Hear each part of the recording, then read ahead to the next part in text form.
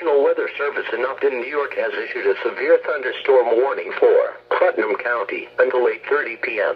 At 7:46 p.m., National Weather Service Doppler radar indicated a severe thunderstorm. The storm was near Fishkill, moving east at 30 miles per hour. This storm is capable of producing 1-inch diameter hail and damaging winds in excess of 60 miles per hour.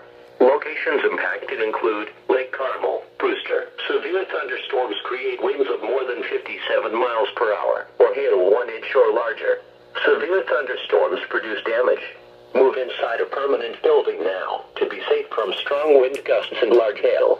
Please report hail, strong winds or wind damage when you can do so safely to the National Weather Service via Facebook, or tweet us at NWS New York NY, or email us at okx.spotters@noaa.gov. Repeating, a severe thunderstorm warning has been issued until 8:30 p.m. for the following county: Putnam, New York,